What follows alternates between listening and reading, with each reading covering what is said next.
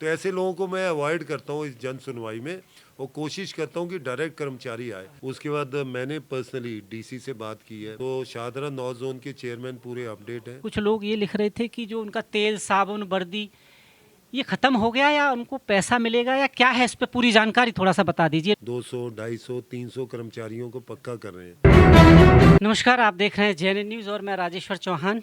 आज बुधवार है, 9वां। और 9वां इसलिए क्योंकि 9 सभाएं सिविक सेंटर अध्यक्ष संदीप कपूर जी डैम्स कमेटी के 9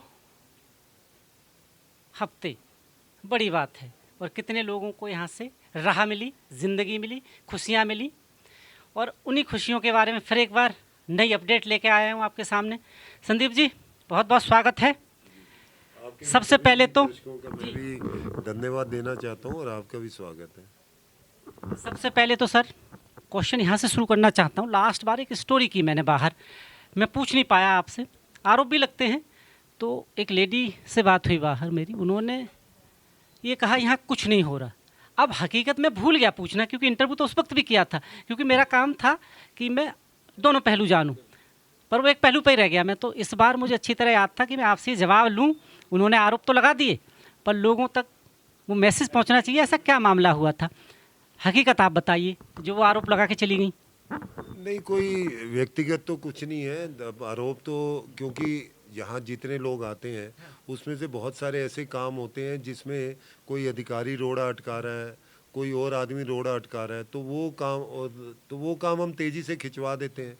लेकिन अब काम ऐसा हो कि जिसमें कर्मचारी की कमी हो, लॉन्ग एब्सेंट है वो, अब 4-5 साल से आए ही नहीं, अब वो चाहे किसी की भी वजह से हो, लेकिन इतनी लॉन्ग एब्सेंट में तो कोई भी सरकारी तंत्र हो चाहे प्राइवेट हो, प्राइवेट में तो 2 दिन आप नौकरी पे ना हो तो वो तो फिर उसके बाद बोलते हैं जी आप घर जाओ। मैंने खुद 12 साल नौकरी की प्राइवेट कंपनी में, तो एक दिन भी अगर आपने छुट्टी करनी है तो आपको प्रॉपर इन्फॉर्मेशन देनी एक है। साल का गैप तो आप कह ही चुके हैं कि उसको हम एडजस्ट कर सकते हैं। तो जो भी ऐसे लॉन्ग एब्सेंट किए हैं, जो आपकी बात सुन रहे हैं, 1 साल का गैप तो डीसी को हमने पावर दी है कि कई बार कर्मचारी के साथ ऐसी व्यवस्था हो जाती है जबकि होनी नहीं चाहिए। फिर भी हमने कहा कि 1 साल तक अगर कोई लॉन्ग एब्सेंट रहता है तो वो डीसी कर सकते हैं। लेकिन फिर भी कोई जेन्युइन केस है कि बीमार हो गया, कोई बाहर चला गया, वहाँ से नहीं आ पाया, तो उसमें भी 1 साल के कुछ महीने बाद का भी हम कर रहे हैं। लेकिन लॉन्ग एब्सेंट हो तो मैं आपको बताना चाहता हूँ कि ये जो जन सुनवाई है, आज जो है ये 8वां हफ्ता था। 9वां हफ्ता है, 8 पिछले हफ्ते हो गए, ये 9वां हफ्ता है। और हम उस कर्मचारी की आवाज़ सुन रहे हैं, उसकी जो व्यथा सुन रहे हैं, जो डायरेक्ट जिसको दिक्कत आ रही है। क्योंकि हमने देखा है कि पूरे सिस्टम में बहुत सारे ऐसे लोग घूमते हैं, मैं वर्ड तो नहीं यूज़ करूँगा, लेकिन वो लेकर अपना हित साधते हैं और उसे लेकर आ जाते हैं। क्योंकि ज़्यादातर कर्मचारी, मैंने बताया कि वो या तो वो काफ़ी पढ़े लिखे नहीं हैं या उन्हें समझ नहीं होती, अपने छोटे सर्कल में रहते हैं। तो बहुत लोग अब काम करवाने के एवज में उनसे कुछ चाहते हैं और ऐसे लोग भी लेके घूमते हैं। तो ऐसे लोगों को मैं अवॉइड करता हूँ इस जन सुनवाई में और कोशिश करता हूँ कि डायरेक्ट कर्मचारी आए, उसकी व्यथा पता लगे, कौन उसे तंग कर रहा है, कौन से डिपार्टमेंट तंग कर रहा है, तो उससे बहुत सारे सॉल्यूशंस निकल के आए हैं। तो जो लोग साथ में लेकर आ जाते हैं, क्योंकि उनके हित जुड़े होते हैं उनके साथ कि काम होगा तो कुछ ना कुछ उनका फ़ायदा होगा, ऐसे लोगों को ज़्यादा दुख होता है। क्योंकि इतनी सत्य तो आरोप लगा के चले जाते हैं, कुल मिला के यही हुआ।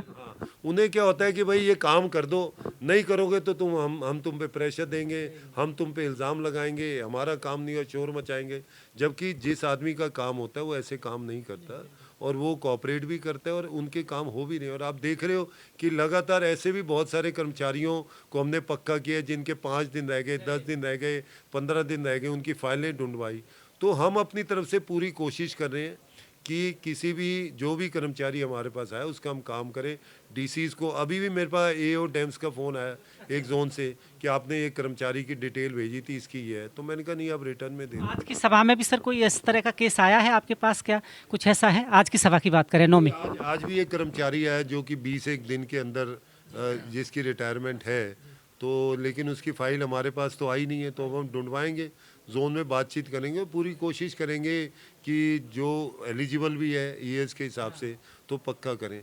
लेकिन मेरा ये कहना है कि ये जो जन सुनवाई है ये सिर्फ कर्मचारियों के लिए, उनके हित के लिए है, और वही कर्मचारी यहाँ आए और जो उनके साथी बन के, उनके वकील बन के और यूनियन का नाम लेके आ डायरेक्ट आपसे मिले, आके अपनी व्यथा बताएं सीधा। थोड़ा अवॉइड करें, क्योंकि वही लोग ज़्यादा न्यूसेंस करते हैं।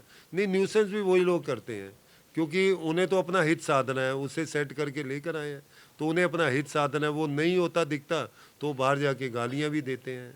तो कोई बात नहीं, हम तो आपने कई लोगों को रिटायरमेंट से पहले जो पक्का किया है उसमें लोगों का विश्वास कहीं ना कहीं बढ़ गया है। अभी भी जैसे जिनकी आप बात करें, मैं बाहर बात कर रहा था तो उनको लगा कि हाँ अब कुछ हो जाएगा, और आप शायद पहली प्रायोरिटी पे रखते भी हैं। आपने खुद बोला है कि ऐसे लोग हैं तो ढूंढ के आप लाइए।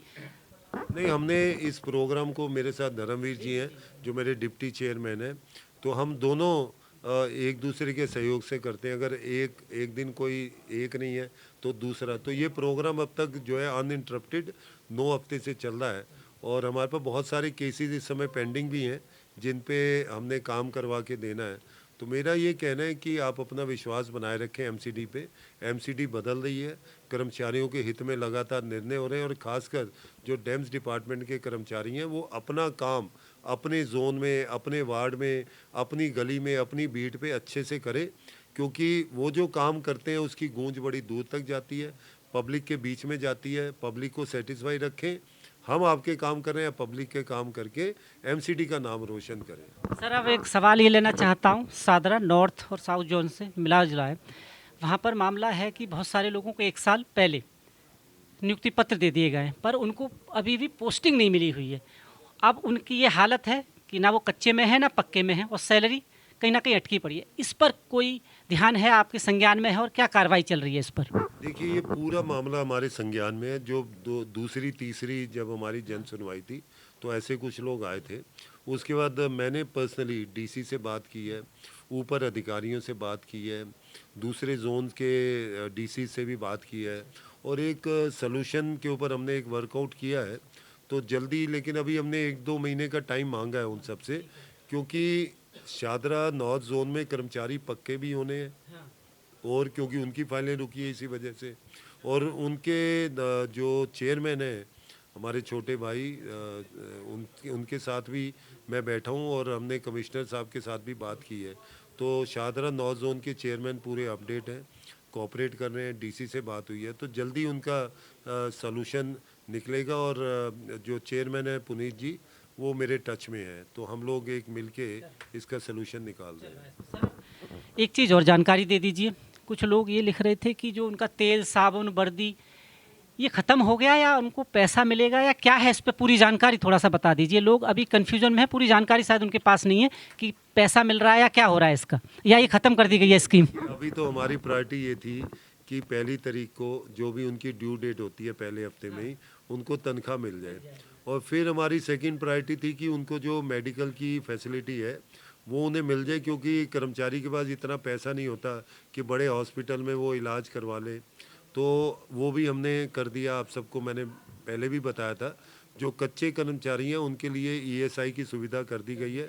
135-140 रुपये उनकी जो तनख्वाह से कटते हैं, बाकायदा स्लिप में मेंशन होता है। उनको सिर्फ इतना करना है कि ईएसआई का कार्ड बनवाना है। जिनकी तनख्वाह 21,000 से कम है, ऐसे सभी एम्प्लॉई एमसीडी के अंदर उसके एलिजिबल हैं। इसमें प्राइवेट कंपनीज के लोग भी एलिजिबल होते हैं। वो एक सरकारी व्यवस्था है केंद्र सरकार की। ईएसआई के हॉस्पिटल में भीड़ कम होती है, उनको प्रायोरिटी पे उनका इलाज होता है। अगर हॉस्पिटल में इलाज नहीं हो पा रहा तो प्राइवेट हॉस्पिटल को रेफ़र करके उसकी पेमेंट भी ईएसआई करता है। और अगर लॉन्ग लीव पे वो जाते हैं तो लॉन्ग लीव की भी कुछ पेमेंट की जाती है। और अगर दुर्भाग्य से इलाज के दौरान कर्मचारी या उस व्यक्ति की डेथ होती है तो उसमें उसकी फैमिली को पेंशन भी दी जाती है। और ये जो मेडिकल की फैसिलिटी है इसके पूरे परिवार को मिलती है, पत्नी को, बच्चे जो डिपेंडेंट है, तो ये एक अच्छी फैसिलिटी है।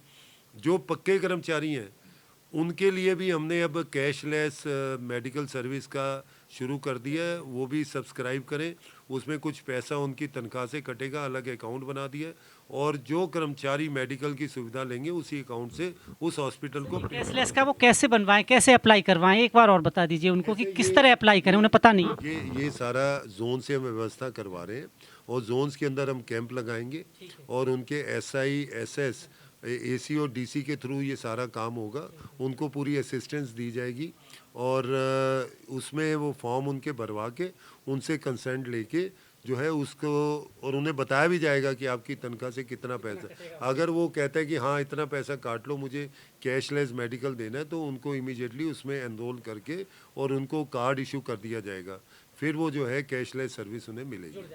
एक सवाल सर और है ये कि जिन लोगों ने इलाज करवाया है पहले, ये सब सुविधा नहीं थी, उनके जो बिल हैं वो पेंडिंग पड़े हैं बहुत साल से। मुझे लिख रहे हैं कि सर से इस बार ये ज़रूर पूछिए कि हमारे बिल पेंडिंग पड़े हैं, वो अभी तक नहीं मिल रहे हैं, साल 2 साल हो गए। इस पर कुछ ऐसा कर दीजिए ताकि उनको बकाया उनका मिल जाए, जो बिल उनके इलाज कराने के दौरान उनका जो खर्चा हुआ है जेब से। मैं बताना चाहता हूँ केमो के थ्रू ये बिल्स भी अब हम क्लियर करवा रहे हैं, क्योंकि पहले जो हेल्थ डिपार्टमेंट था फंड नहीं था, अब हम धीरे धीरे फंड की व्यवस्था कर रहे हैं। काफ़ी लोगों के पुराने बिल हमने क्लियर किए हैं, लेकिन इसकी तरफ बिल्कुल हमारा ध्यान है। मेडिकल और ऐसे ही लीव एनकैशमेंट के जो बिल्स हैं, जो ट्रैवल के, वो भी हम क्लियर कर रहे हैं, तो ये जल्दी क्लियर होंगे, आप निश्चिंत रहें। सर एक और आखिरी सवाल, एक हरियाणा में भी इस तरह का चल रहा था, तो वहाँ से कोर्ट से कुछ ऐसा ऑर्डर आया बड़ा अच्छा कि जो 10 साल जिनको हो गए उनको भी सरकारी कर्मचारी मान लिया जाएगा। दिल्ली की बात करें, दिल्ली में आने वाले टाइम में कुछ ऐसा होगा ताकि जो कर्मचारी हैं उनकी खुशियाँ लौट आएँ, क्योंकि अगर ऐसा हो जाता है तो सब कहीं ना कहीं परमानेंट हो सकते हैं और भ्रष्टाचार भी कहीं ना कहीं रुकेगा इससे। नहीं देखिए, इसकी तरफ तो हम बढ़ ही रहे हैं, क्योंकि कहीं ना कहीं पैसे की ज़रूरत भी रहती है, और आप देख ही रहे हैं कि हम लगातार हर महीने 200, 250, 300 कर्मचारियों को पक्का कर रहे हैं, क्योंकि कर्मचारी को पक्का करने के लिए उसके क्रेडेंशियल्स, मतलब वो कब उसने ज्वाइन किया, वो है या नहीं है, ये सारी चीज़ें चेक करनी होती हैं। तो एक लंबा प्रोसीजर है जिससे कोई गलत काम ना हो जाए, और ऐसा कोई व्यक्ति जो कि सरकारी हमारा एमसीडी का कर्मचारी नहीं है और वो कोई मिली भगत से इसका फ़ायदा उठा ले, तो ये भी हमें देखना है। तो हम तो लगातार करते जा रहे हैं। अब हमने 2002 की डेट दे दी जो है, और ज़्यादातर जो कच्चे कर्मचारी हैं वो 2002 तक काफ़ी कवर हो गए, लेकिन फिर भी 2,500-3 हज़ार जो बचेंगे उनको भी जल्दी हम डेट्स दे देंगे। और करुणा मूलक भी आपको पता है 2015 तक के हम पक्के कर ही रहे हैं, उनकी सीनियरिटी लिस्ट आ रही है धीरे धीरे, तो काम तेज़ी से चल रहा है। और क्योंकि एज ए चेयरमैन और एज ए डिप्टी चेयरमैन हम दोनों इस पर नज़र रख रहे हैं, अलग अलग जोन्स में जा रहे हैं, बातचीत कर रहे हैं, कर्मचारियों के पेंडिंग केसेस को रिजॉल्व कर रहे हैं, हर बुधवार को मिल रहे हैं, तो काम तेज़ी से चल रहा है। और वो rest assure, Bharatiya Janata party हमारे सभी सफाई कर्मचारियों के हित में जो जो काम हो सकता है करेंगे। और ये 2.5 साल का जो आम आदमी पार्टी का शासन था उसमें बिल्कुल ज़ीरो काम हुआ, तो अब वो काम भी जो है उसकी रफ्तार भी करनी है, तो हम तेज़ी से काम कर रहे हैं। चलते चलते राजनीति का सवाल, उसके बाद सर आपके पास आऊँगा। सर, आम आदमी पार्टी रोज़ एक नया मुद्दा ला रही है भ्रष्टाचार का, कभी वो किसी डिपार्टमेंट से, कभी किसी पर। आज भी प्रेस कॉन्फ्रेंस है एक उनकी, क्या लग रहा है, मुद्दे ख़त्म हो गए हैं या क्या है उनके पास? देखिए, आम आदमी पार्टी ने जब उन्हें जनता ने मौका दिया 2.5 साल पे, तो उन्होंने कोई काम नहीं किया। मैं तो उनसे ये पूछना चाहता हूँ, उनकी प्रेस कॉन्फ्रेंस आप पूछिए कि ऐसा कोई एग्जाम्पल उन्होंने सेट किया हो, या कोई ऐसा प्रोसीजर बनाया हो, या कोई ऐसा कानून बनाया हो जो भारतीय जनता पार्टी ने हटाया हो, या उससे इतर कोई काम किया। ऐसा तो कोई है नहीं, क्योंकि ऐसा कुछ बता नहीं पा रहे हैं। अब सिस्टम में जब 2.5 साल बिल्कुल पूरी एमसीडी ठप रही हो, जब सिर्फ जो है अधिकारी और वो पूरे सिस्टम पे हावी हों, और बहुत सारे ऐसे भ्रष्टाचार के केसेस उस समय के आज हम खोल रहे हैं, उनको जो है उनको करेक्ट भी कर रहे हैं। अब जैसे ये पक्का होने का था, पक्का अपने 2.5 साल में तुमने कितने पक्के किए, प्रेस कॉन्फ्रेंस में बताओ ना, तब तो इनकी कलाई खुल जाएगी। हम जब से आए हम क्लियर नंबर दे रहे हैं कि 1336 अब तक हम पक्के कर चुके हैं, और हर महीने 200-250 पक्के कर रहे हैं। इन्होंने क्यों आज तक इस चीज़ को छुपाए रखा? मैं चाहूँगा कि आज की प्रेस कॉन्फ्रेंस बताएं कि अपने कार्यकाल में कितने पक्के किए, कितने कर्मचारियों की समस्याएं सुनी, कितने जो रिटायरमेंट के नज़दीक कितने पक्के किए, कि क्या उन्होंने हेल्थ की जो समस्या कर्मचारी उसको रिजॉल्व किया, क्या उन्होंने जो पुराने बिल पेंडिंग थे उसको कुछ नहीं किया। तो आज जब वो काम होते देख रहे हैं, वो देख रहे हैं कि उनके कमरों में कोई कर्मचारी नहीं आ रहा, कोई अपनी समस्या को लेकर नहीं है, सभी बीजेपी के चेयरमैन्स और बीजेपी के मेयर और उनके पास जा रहे हैं, तो इनके पेट में दर्द हो रहा है और कुछ नहीं है।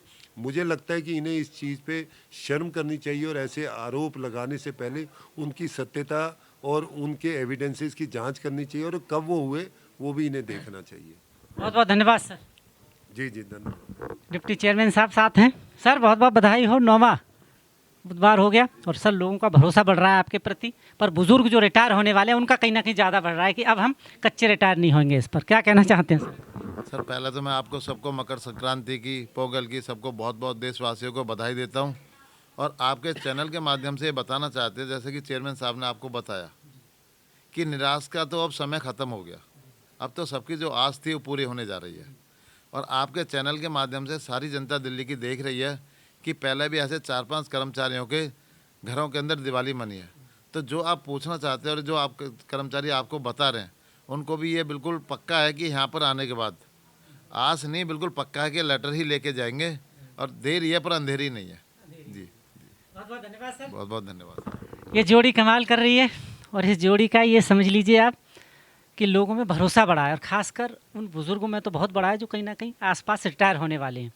उनकी खुशियाँ यहीं से हैं। और फिर मैं कहता हूँ हर बुधवार बेहिचक आइए। चेयरमैन साहब का सीधा कहना है, किसी का सहारा लेकर मत आइए जो आपका फ़ायदा उठाएं। डायरेक्ट बैठते हैं, सामने सुनते हैं बैठ के, आपको किसी की ज़रूरत नहीं है। आप देख रहे हैं JNN news, cameraman Ravi Kumar के साथ मैं राजेश्वर चौहान, सिविक सेंटर। धन्यवाद।